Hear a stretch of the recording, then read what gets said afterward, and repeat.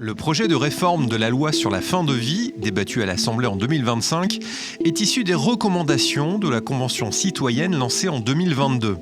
Si aujourd'hui la forme est inédite, comment ce débat a-t-il évolué au sein de notre société et quelle en était son origine ?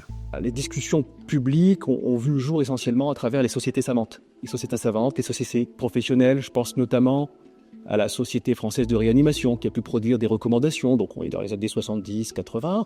On était sur un public plutôt averti qui produisait un certain nombre de réflexions et donc de recommandations de pratiques. Et puis on a vu, une dimension plus politique. Alors Didier Sicard situe ça au début des années 90, en tout cas, ce qu'il a appelé une aspiration à une discussion sur ces sujets-là, de nature peut-être plus large, plus sociale, on pourrait dire. Et c'est ce qui a aussi conduit le politique, d'une certaine manière, à mettre à son agenda un certain nombre de textes de loi. Alors, il y en a toute une série. Souvent, on évoque la loi Léonie-Ticlès, puisque c'est un marqueur.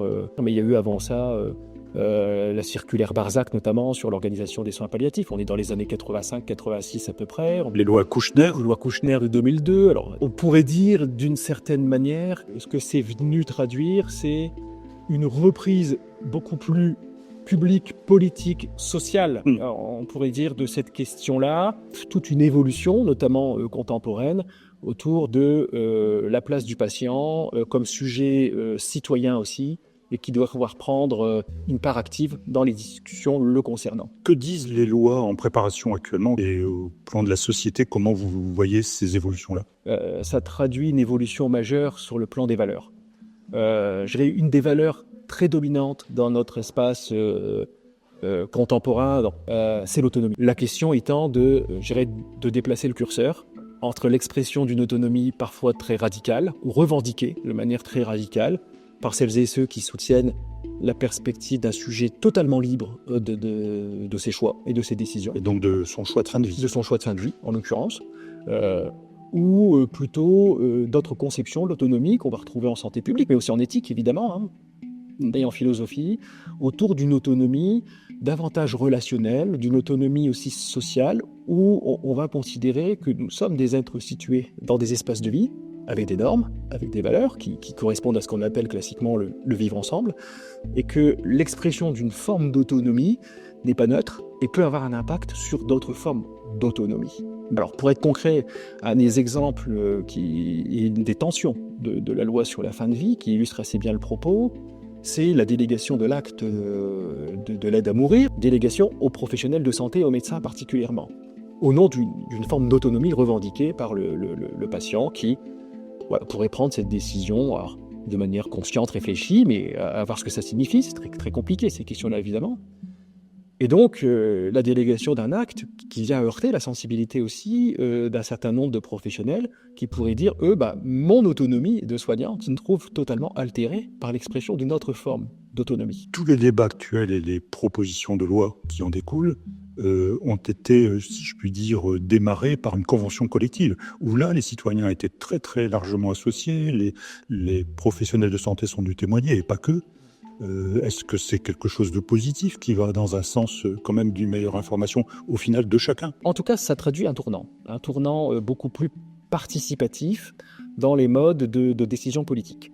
Ce que vient poser la Convention citoyenne, alors il y avait eu celle du climat auparavant, il y a celle de la fin de vie, il y en a une qui serait en discussion apparemment sur les temps scolaires, donc qui montre aussi un mouvement, et c'est important de le situer dans un mouvement un petit peu plus long, quitte à sortir quelques instants de la question de la fin de vie, pour montrer que c'est une aspiration plus globale, politique, à davantage de participation.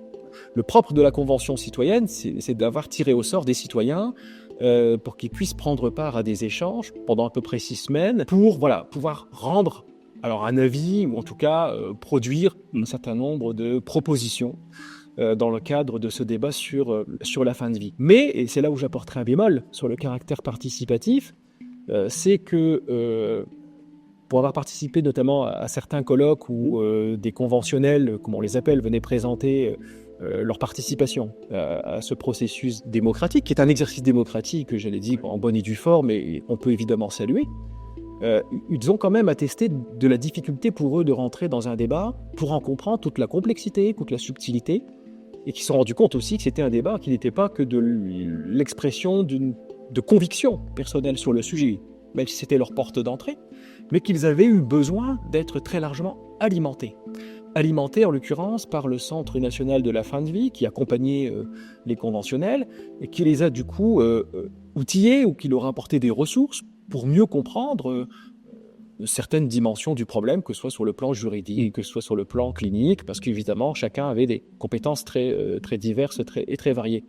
Du coup, on est repassé, je dirais, dans un processus davantage, je dirais, délibératif d'un public formé, éclairé, et qui, à partir de là, a pu prendre part à une discussion et réellement produire des avis.